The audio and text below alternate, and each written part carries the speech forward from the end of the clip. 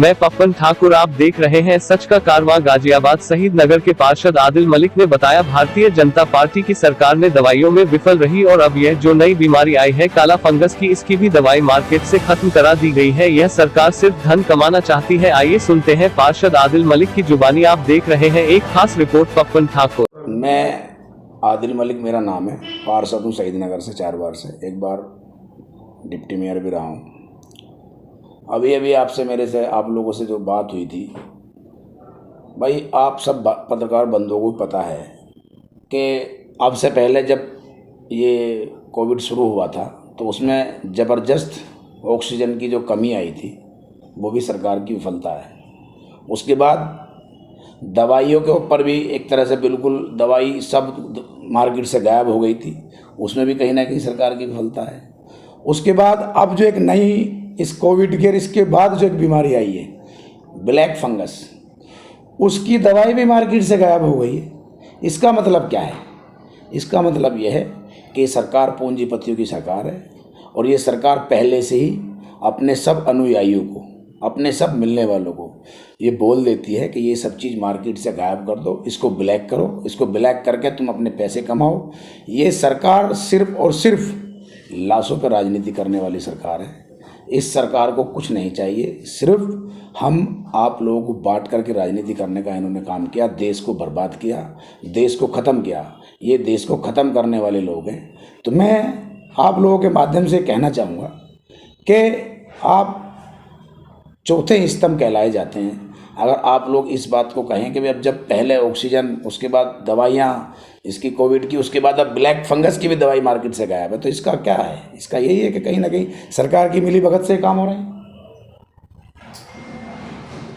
अब मेरे बंधु हो, आप सरकार के लिए नंबर की बात कर रहे हो, सरकार तो नंबर के लायक ही नहीं है, उसका एक मैटर है। अभी देखो हमारे यहाँ मुख्यमंत्री जी आए थे ना, तो पीएम जी ने, अगर प्रधानमंत्री जी चाहते तो इस बीमारी को, कोविड को आने से पहले हम कंट्रोल कर सकते थे, क्योंकि अगर उनका ध्यान जनता पे होता, उनका ध्यान गरीबों पे होता, उनका ध्यान मजलूमों पे होता, तो वो बजाय चुनाव के, बजाय किसी और काम के, वो हमारी देश की नीति, जनता के बचाने की नीति बनाते।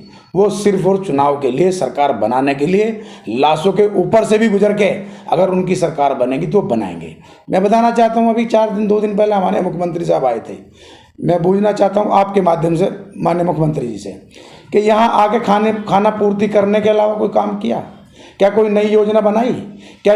कोई नई योजना पटल पे आई क्या? आ सकती है? यहाँ से सिर्फ लोगों को दिखाना, इनका काम है सिर्फ दिखाना और दिखा के उस काम को ख़त्म कर देना।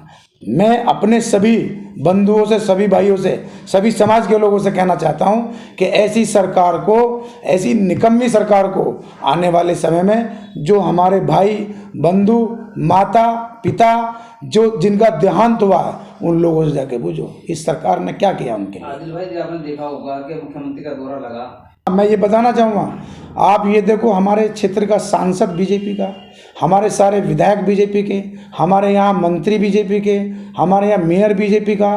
मैं ये बताना चाहता हूँ, क्या इन्हीं की जान, इन्हें अपनी जान प्यारी है? गरीब की जान नहीं है? जो लोग हमारे गाजियाबाद में मरे या जो लोग हमारे देश में मरे, क्या उनकी जान नहीं है? इन लोगों की जान है। जिन लोगों ने इन्हें जनप्रतिनिधि बनाया वो लोग तो मारे जा रहे हैं, ये लोग एसी रूम में बैठ के और उनकी मौत का नज़ारा देख रहे हैं। मैं ऐसे जनप्रतिनिधियों के लिए सेम बोलना चाहूँगा और मैं अनुरोध करना चाहूँगा कि आप लोग भी इसको माध्यम बना के जनता के बीच में जाके ऐसे लोगों की पोल खोलने का काम करेंगे।